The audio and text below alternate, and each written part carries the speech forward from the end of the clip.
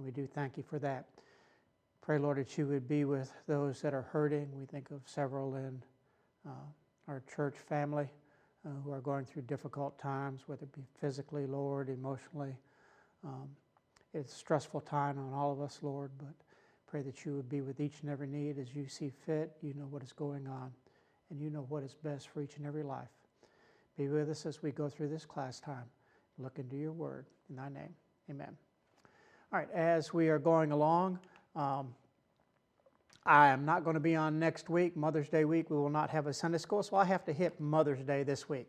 You see these things in front of me. Some of you younger ones may not know what they are. It looks like an old rusted coffee can. Some of you older ladies know exactly what it is. It is an old flour sifter where you had to sift the flour before you used it. And then the good old egg beater. Hand done. You can still find some of these, but most of them have the electronic, or they throw it in a blender, But as we're going, just a few comments, slides on Mother's Day. Raising kids as they walk in the park, Jurassic Park. And mothers can relate to this one. What does mom stand for in the child's eyes? Or in relation to that, this may be an idea for some of you ladies. Start a mom jar. Put $1 in every time you say mom. Of course, the only trouble is you got to give them the money for them to put in. Or relating to this.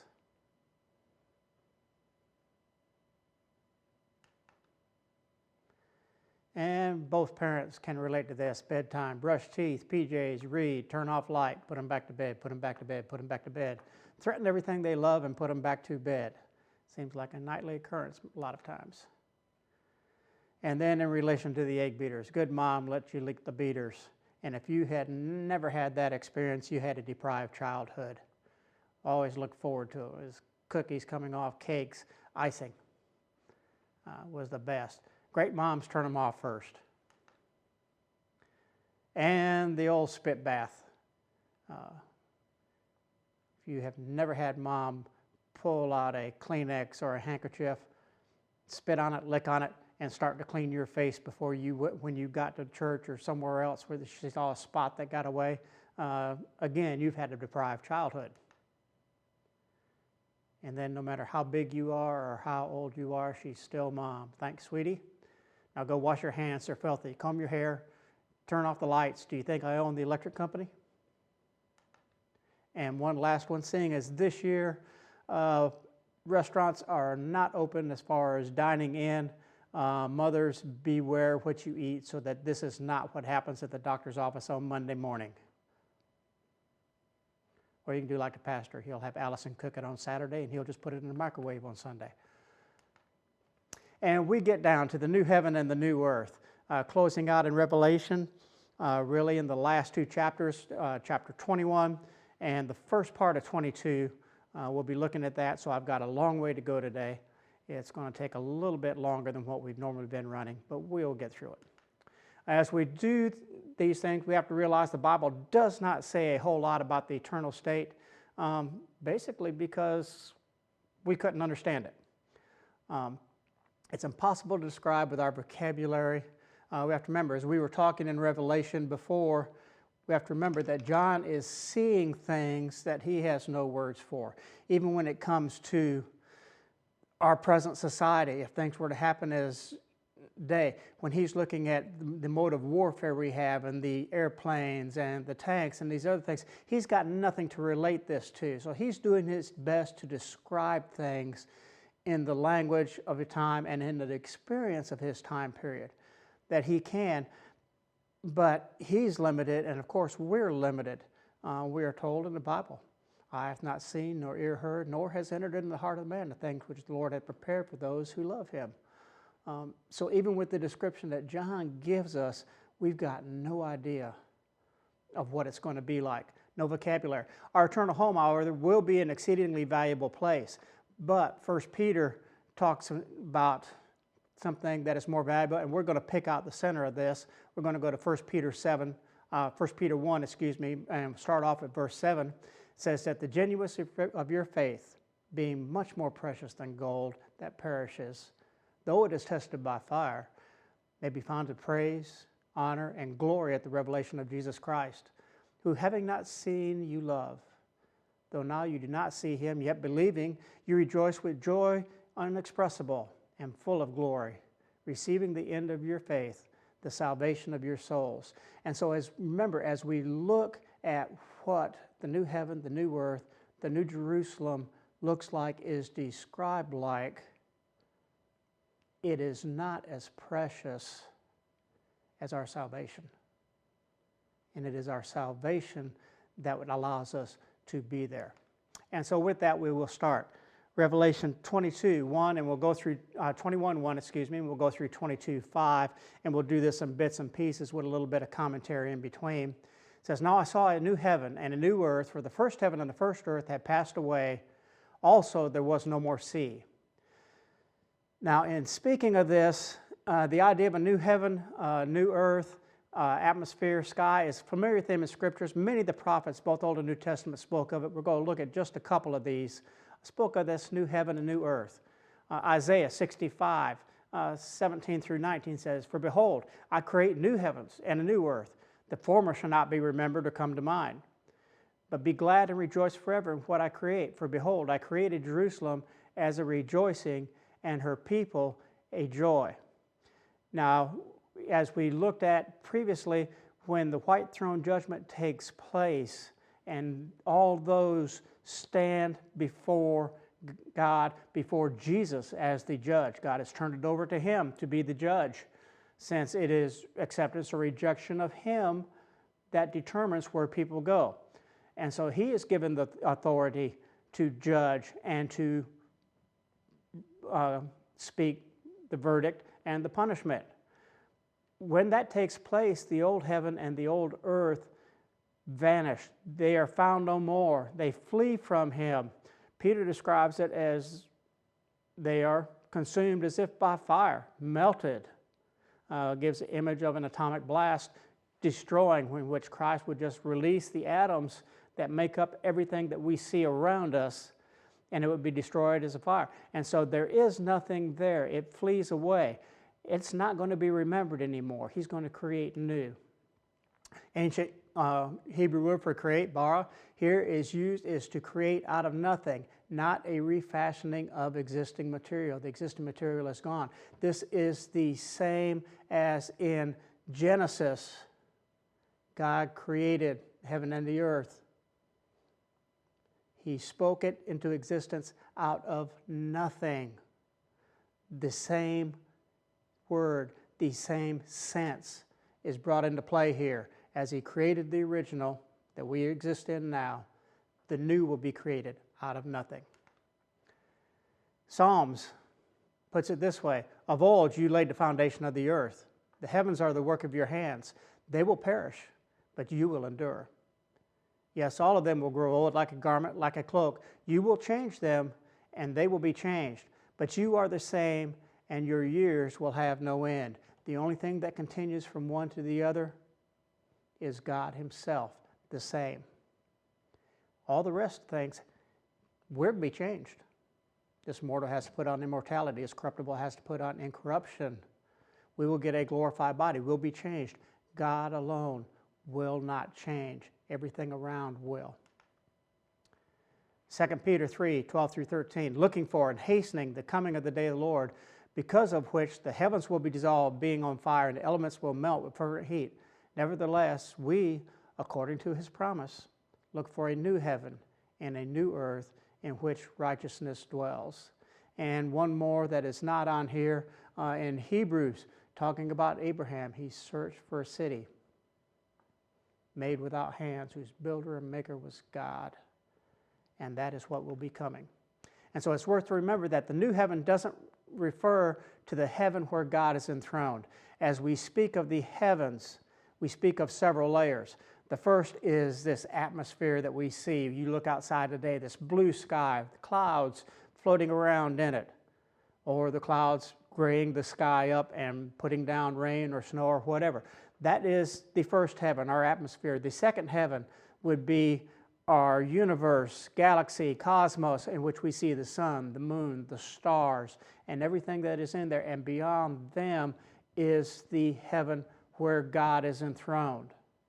Satan, as he is cast out of that place where God is enthroned and comes down through the cosmos, through the celestial heaven, as we think of celestial stars, the stellar heaven, let's put it that way, astral heaven, down to earth, that heaven, and of course, our heaven, are corrupted when man falls. He is labeled as the prince of the power of the air. And so that is what has to change. God's throne is as pure as it ever was. God protected, took care of that. But the rest of creation was corrupted and put under a curse. Talks about it groaning. All of creation groans, waiting for the day. And so being put under that curse, it has to change, but that is not where God is. When the scriptures speak of a new heaven, it means the new blue sky and the new night sky, not a new heaven where God dwells. Ancient Greek word translated new here means new in character, fresh. It does not mean recent or new in time. It's not just the next heaven and the next earth. It's not a remaking. This is the better heaven and the better earth, replacing the old. The first earth has passed away. The first heaven is passed away. And there are some differences in there.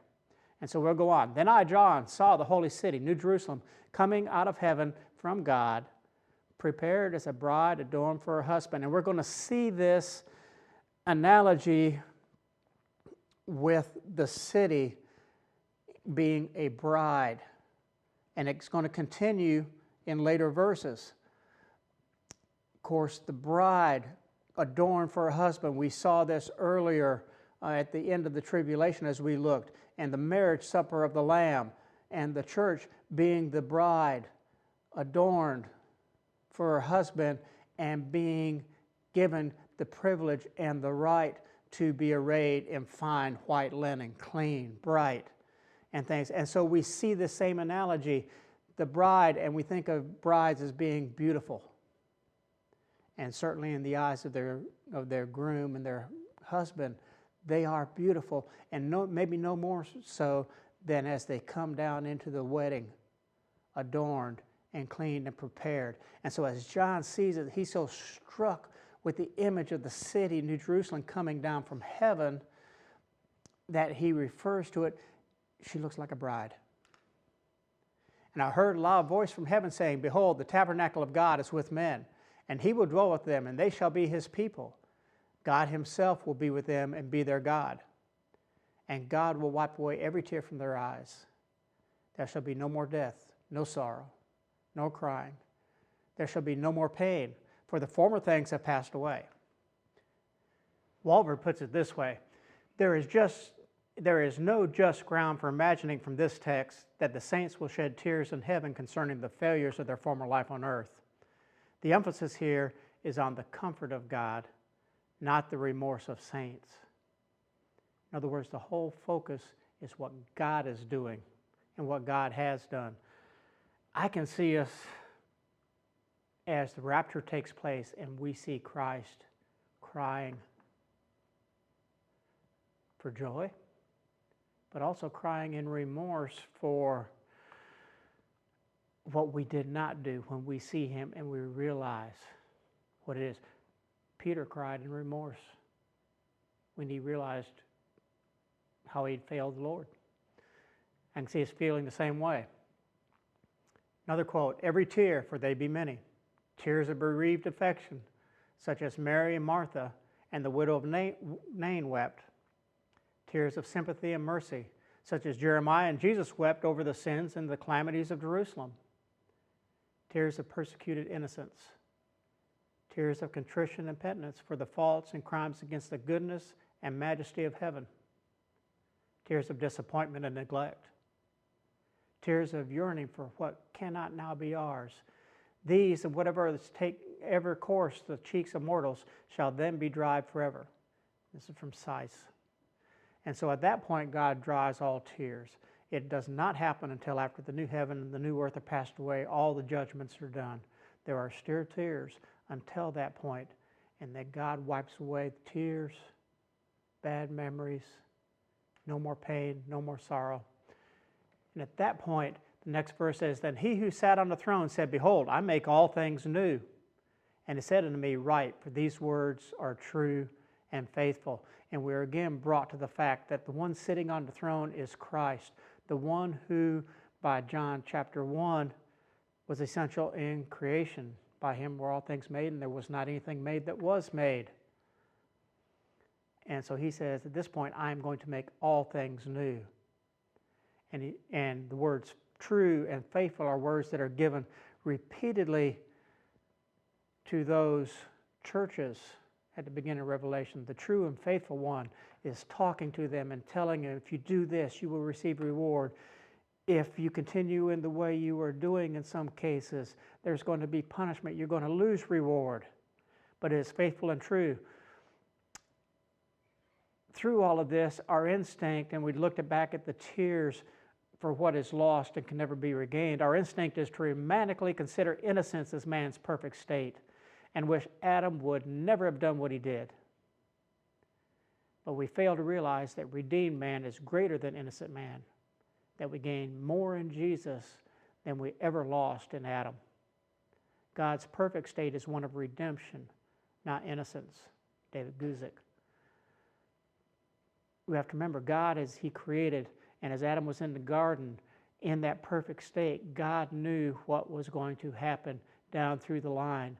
And God's idea of perfection in the perfect state at the end was not an innocent man. It was a redeemed man.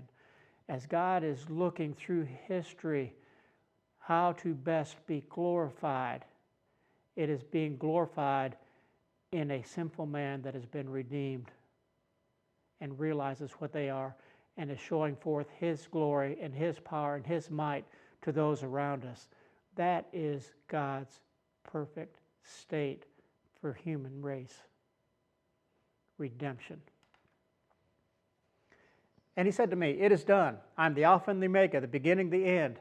I will give of the fountain of the water of life freely to him who thirsts. Again, this harkens back to earlier words of Christ, the first in the first chapter of Revelation, as Christ is appearing before John at the beginning of his visions. And remember, this is a series of visions that he sees. And he identifies himself, I am the Alpha and the Omega, the beginning and the end. And John realizes, as he's among the candlesticks at that point, and saying this, John realizes that he knows who it is. He knows this is the one that we have handled, that we have seen, that we walked with for 3 years, we have talked with, we touched. As he says in 1 John, I will give the fountain of water of life freely to him who thirsts. John chapter 4, woman at the well, where Christ tells her, whoever receives of the water that I will give him will never thirst. And of course she's saying, here, give me this water. I'm tired of coming to this well. Well, the offer was of the spiritual water. And here again, these words, that offer still there, coming toward the end of the book. He who overcomes shall inherit all things. I will be his God. He will be my son. But the cowardly, unbelieving, abominable, murderers, sexually immoral, sorcerers, idolaters, and all liars shall have their part in the lake which burns with fire and brimstone, which is the second death. And there are 3-4 times where these statements are made. Who is going in to this perfect new heaven, new earth? Who is not going in? We find this made at the great white throne judgment. Even at the tribulation at the end, the statement is made that all of these are going into perdition. And the ones that come through, who are they? They're the ones that overcome by the Lamb, by the power of their testimony. Testimony of what the Lamb has done for them, by the blood of the Lamb. And so, again, we see this. It'll come back up again later in the last part. It is warning. It is encouragement. Don't wait till the last minute. Now, we need to look as we start to see the New Jerusalem described. it is distinguished by what it does not have. No tears, no sorrow, no death, no pain. It's later going to be shown that it has no temple, there are no sacrifices, there is no sun, no moon, no darkness, no sin, no abomination.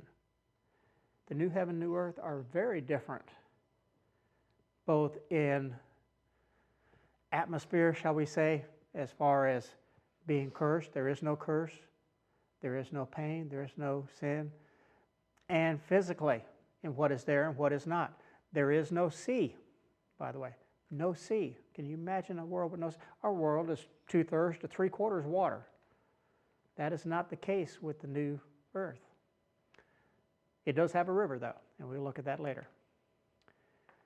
And as he's getting this, and he is absorbing, and he is in awe of what he sees, this bride that is coming down, this beautiful city that is so adorned. One of the 7 angels who had the 7 bowls filled with the 7 last plagues came to me and talked with me, saying, "Come, I will show you the bride, the Lamb's wife." Now, this is an unusual statement to make. And you can see it probably startled John, because this is one of the angels that last time he sees him, he's got this bowl of wrath that he's poured out on the earth, along with 6 of his fellow angels. And he says, "Come, I'll show you the bride, the Lamb's wife." He's talking about the city, New Jerusalem, and the people are intertwined, those that will dwell there, the bride of the Lamb. We are called the bride of the Lamb. We are the bride. We are intertwined with the city of Jerusalem. As they are pictured as bride, the Lamb's wife, the city is more than a collection of buildings. It's more than a shell. It is the people that dwell there that make it the difference.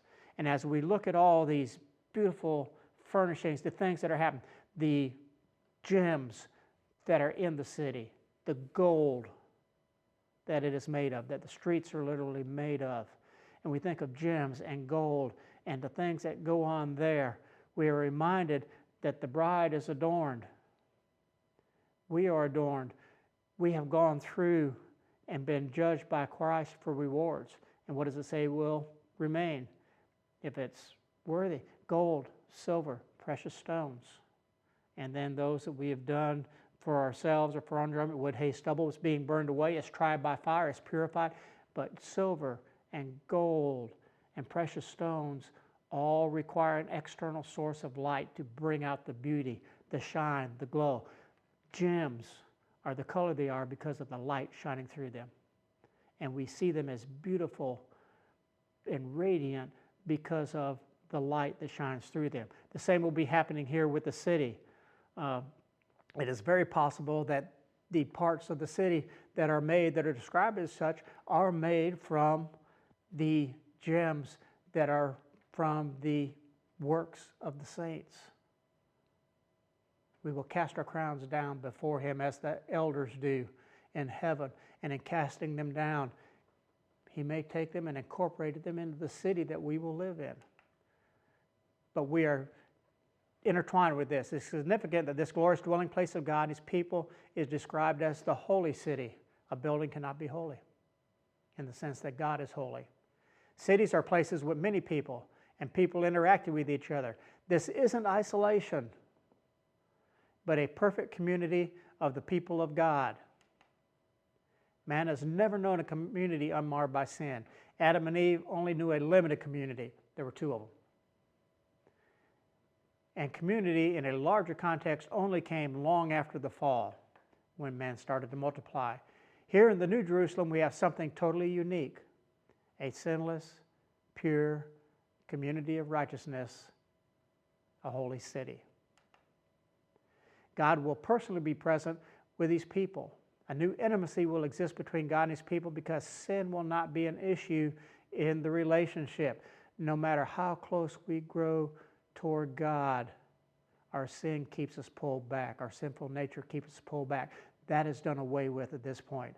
God will have a new immediate presence with these people. In the eternal state, we will constantly experience God's presence. And you contrast this to David's plea in the Old Testament: "Take not your spirit from me," in which he doesn't feel God's presence with him. as they felt in the Old Testament, where he would come upon them for a short period of time to do certain things, and then he would move away. His work was different from what it is today, in which we are promised that he's with us always until the time when God takes us home. And he carried me away in the Spirit, that's the angel, to a great and high mountain, and showed me the great city, the holy Jerusalem, descending out of heaven from God, having the glory of God. Her light was like a most precious stone, like a jasper stone, clear as crystal. They consider the jasper stone probably a diamond, clear, shining through, and the shining. Notice all through this, the glory of God shining through the city. And we're going to see this all the way through, the glory of God, the light, the glory of God. Also, she had a great and high wall with 12 gates, and 12 angels at the gates, and names written on them, which are the names of the 12 tribes of the children of Israel. 3 gates on the east, 3 gates on the north, 3 gates on the south, 3 gates on the west. Now the wall of the city had 12 foundations, and on them were the names of the 12 apostles of the Lamb. And he who talked with me had a golden reed to measure the city, its gates, and its wall. The city is laid out as a square. Its length is great as its breadth. And he measured the city with the reed, 12,000 furlongs. Its length, breadth, and height are equal. Now, the city at this point, when it's talking about the furlongs in there, the city is measured out at 1,367 miles on each side, as well as high. And this could be either depicted as a pyramid or a cube. Most of us think of pyramids as being triangular at the bottom. The pyramids of Egypt are square at the bottom and coming up to a point. Either one could be descriptive. We are not told in there. We just know that on each of the sides it is the same, 1,367 miles each way, and the peak of it, whether it be the top of the pyramid or the top of the city, is the same height. Base of the city is 5,468 miles in circumference, not including its height. And he measured his wall, 144 cubits, according to the measure of a man, that is, of an angel. City wall is 216 feet high. The phrase according to the measure of man simply means that the angel used human standards to measure so that we could understand, so we have an idea how big it is. He's using our measurements. Of course, to God, they're meaningless. He's anywhere, he's everywhere. He is above all things, he creates all things, and so size has no concept to him. But us standing here looking at a 200-foot high wall means a lot. The construction of its wall was of jasper. The city was pure gold like clear glass. And so again, you have jasper walls of diamond, and then gold so pure it's clear like glass. Foundations of the wall of the city were adorned with all kinds of precious stones. First foundation was jasper, the second sapphire, third chalcedon, fourth emerald, the fifth sardonyx, the sixth sardius, the seventh chrysolite, the eighth beryl, the ninth topaz, the 10th chrysoprase, the 11th jacinth, and the 12th amethyst. 12 gates were 12 pearls. Each individual gate was 1 pearl, and the street of the city was pure gold like transparent glass. Can you imagine a pearl that big? How big would the oyster have to be to do that? Of course, God doesn't need an oyster to make them. Street is gold, is pure glass, transparent. I saw no temple in it, for the Lord God Almighty and the Lamb are its temple. Now, this is in direct contrast to the major cities of John's day, in which every major city had a temple of some sort. Of course, in Israel, Jerusalem had the temple. It was the center point of the city. It was what the Jews looked to, was the temple. The Greeks had temples in all their major cities to their various gods. And in some cases, one temple will be above another, and it may be various different gods in different locations. The Romans, the same way. Temples everywhere in each of the major cities. But in this city that comes down from God, from heaven, in the new heaven and the new earth, there is no temple. Millennium Jerusalem has a temple. It has sacrifices. Here there is no temple. There are no more sacrifices. There's no need for it. God and the Lamb are there. They are the temple. They are the center of worship, not the building. City had no need of sun or moon to shine in it, for the glory of God illuminated it. The Lamb is its light. Again, the changes in our night sky, as we would consider it, and our day sky. You have no sun. At the beginning, God had light. He separated light from the darkness. Made the sun.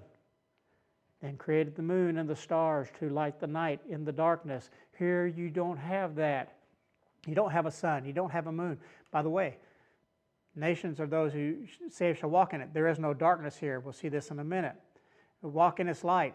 The kings of the earth bring their glory and honor into it. Evidently, the new earth with the redeemed will have nations in it and a hierarchy of leaders as well in there. Everybody will have their job, but there evidently will be a hierarchy. The leaders of the earth, the kings of the earth, they may not be kings as we consider kings, of course, at this point. In Old Testament, a king could be a king over a city, a mayor. He's simply a leader. But the leaders of the earth bring their glory and honor into it. Simplified, that all men throughout the earth, no matter where they live in the earth, bring their glory to Jerusalem. They visit there. Its gates shall nobody be shut at all by day. There shall be no more light there. Simply saying the gates are never shut. They are never closed. There is no more darkness. We are just told in the description of him, in him is light. And there is no darkness at all. Again, by John, we are to walk in the light as he is in the light. They shall bring the glory and the honor of nations to it. There shall by no means enter it again anything that defiles or causes an abomination or a lie, but those who are written in the Lamb's book of life. This is the second time in this chapter, the third time in the last two chapters at least, in which the description of those who will be there and those who will not be there is given. Those who are written in the names of the Lamb's book of life will be there.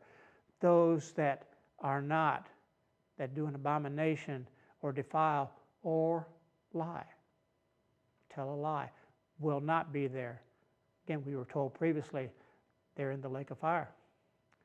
He showed me a pure river of crystal. Let's get into chapter 22, of water of life. He showed me a pure river of water of life, clear as crystal, proceeding from the throne of God and of the Lamb.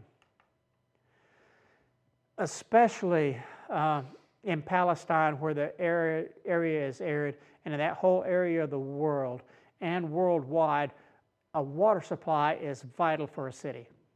You have to have water for people to live, for plants to live. And in Palestine, of course, we look back, and when you look at the Old Testament and Abraham and Isaac and Jacob moving through Palestine in the air, when they move to an area, that one of the first things they do is they build a well to support them, support crops, support their flocks. They dig a well, put rocks around it to keep it from caving in, whatever they need to do, but they get water. Water was scarce, water was valuable. Cities were built, and even today, cities are dependent upon water. They have to get water from somewhere. Around Jerusalem, different pools and different wells were dug at different times because of the need for water, and in some cases, in the need for water in time of siege. They're built where there's adequate water supply. There is special refreshment at this time coming from the throne of God in the New Jerusalem. God is the source of vitality for eternal life. The water of life Christ talks about that he will give freely, flows from God, from the throne, through the city. Expressed by the psalmist in Psalm 46, 4-5, there is a river whose stream shall make glad the city of God. the holy place of the tabernacle of the Most High. God is in the midst of her. She shall not be moved. God shall help her just at the break of dawn. In the middle of its street, back in the Revelation, and on either side of the river was a tree of life, which bore 12 fruits, each tree yielding its fruit every month. The leaves of the tree were for the healing of the nations. Now, there is some controversy on this as to what this is. Some say, well, this is in the millennium because otherwise the trees' leaves wouldn't have to heal nations because there will not be any healing. There is no pain, there is no sorrow, there is no death in the eternal state. There is in the millennium. And so there is some controversy over that with some people as to where it is. Where it falls in the text is definitely in the eternal state. Another controversy, it's a little hard to picture the heavenly landscaping with this. John may be describing a large street with a river flowing down the middle and a large tree or series of trees that grow with roots on either side of the river, and the river flows underneath the center of the tree, and then it's embedded into the ground on each side. John Walvoord sees it. The visual picture presented is that the river of life flows down through the middle of the city. The tree is large enough to span the river so that the river is in the midst of the street and the tree is on both sides of the river. Others see the word tree as being a collective reference, speaking of rows of trees that stand on either side of the river, being trees of the same type, as we would say oak tree, elm tree. Well, there's not just a oak or a elm, there are many of them, but they would talk about it, and then they say that this is just talking about the type of tree and that they're planting in there. Spurgeon puts it this way: the picture is presented to man's eye would appear to be that of a wide street with a river flowing down the center, like some of the broader canals of Holland, with trees growing on either side, all of them of the same kind, all called the tree of life. I do not know how we can make the figure out any other way. Basically what he's saying, he says, I see it this way, but we don't really know what it's going to be like. Again, as we look at the city and the descriptions of it, and that includes the street and the river. The water is pure as crystal, pure water of life. Tree of life. We've got no way to describe it. By the way, the tree of life is last seen in Genesis in the Garden of Eden, in which God expels Adam and Eve so that they don't eat from the tree of life and live forever in the state they are in. Because if that happens, there is no redemption. And God, in His wisdom, knowing what is going to happen, already has in place. They will eat of the tree of the knowledge of good and evil. They will not eat of the tree of life. It will not be available until we get to heaven. There shall be no more curse, but the throne of God and the Lamb shall be in it, and His servant shall serve Him. They shall see His face. His name shall be on their foreheads. There shall be no night there, for they need no lamp, nor light of the sun. For the Lord God gives them light, and they shall reign forever and ever. All aspects of the curse will be present during the millennium. They'll just be mitigated. They'll be suppressed by the perfect rule of Jesus. Men will still have to work to till the soil. It would be greatly easier. The barren places will be fruitful. But the curse is still there and is seen. Remember, we talked about the millennium, and one of the reasons for the millennium is showing the corruptness and the sinfulness of man to a full extent, in that while Satan is locked away and all of his influence is locked away, man is still in his own heart depraved and sinful, and at the first opportunity to rebel, he rebels.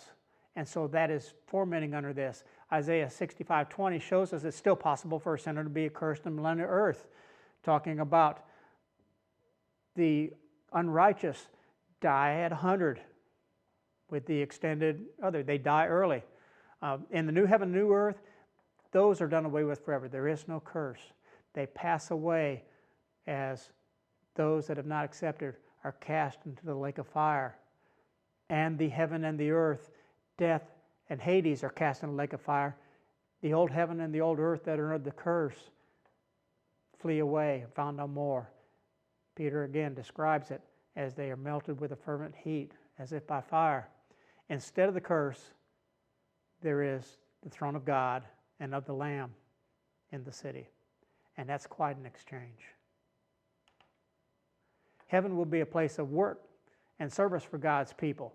We are not just going to be sitting around in some cloud, laying there, hands folded, some angel feeding us grapes or olives or whatever you prefer to eat. However, this is a picture of pure blessedness rather than arduous, cursed, stained toil. Remember, Adam had a job before he fell. He was to keep the garden. I don't know how hard it was. There was no weeds, no thorns, no thistles. He did not have to work by the sweat of his brow to find food, to get food for him and his family. There was no labor, toilsome, arduous, strenuous, hard labor. But he did have things to do. The same in the new heaven and new earth. There is a picture of blessedness of service rather than the toil, arduous, the heavy laden. But there will be something to do. We're not just sitting around passing time. Heaven's not a place of indolent leisure, but a place where service is done centering on God. This is from Morris. Heaven will be a place where God's people see His face, a place of intimate face-to-face fellowship with God. And by the way, when we're talking about heaven at this point, we are talking about the new heaven and the new earth all in one. Our idea of heaven being the perfect utopian place, the perfection place, that is what it is here. Moses was denied the privilege of seeing God face to face in Exodus 33. But everyone in heaven shall see His face. Quote, by which I understand two things. First, they shall literally and physically with their risen bodies actually look into the face of Jesus. And secondly, that spiritually their mental faculties shall be enlarged so that they shall be enabled to look into the very heart and soul and character of Christ so as to understand Him, His work, His love, His all in all, as they never understood Him before. Spurgeon. Paul writes this in Corinthians, for now we see in a mirror dimly. King James says darkly, but then face to face. Now I know in part, but then I shall know just as I am known. In that day, nothing is going to obscure our vision of Jesus. This will be the greatest joy of heaven. With all that is around it, with the city coming down, the New Jerusalem. By the way, the New Jerusalem, as large as it is, does not encompass the whole earth. There is more. We're just not told what is there. But the greatest joy of heaven is to know God, to know Jesus more intimately and wonderfully than we ever could on earth. It is the chief blessing of heaven, the cream of heaven, the heaven of heaven, that the saints shall there see Jesus. Again, by Spurgeon. Urban puts it this way, as the Bible opens with the story of paradise lost, so here it closes with the story of paradise regained. And we will pick up at this point next week and expound a little bit on this statement, because he has different points in which we are regaining paradise through Christ. And so next time in 2 weeks, we will come back. We will start here, and we will look at the end of Revelation 22, the end of the book. And our title of the lesson next week will be The First and the Last Message, because they are one. The first and last message. Hope to see you next week. Thank you.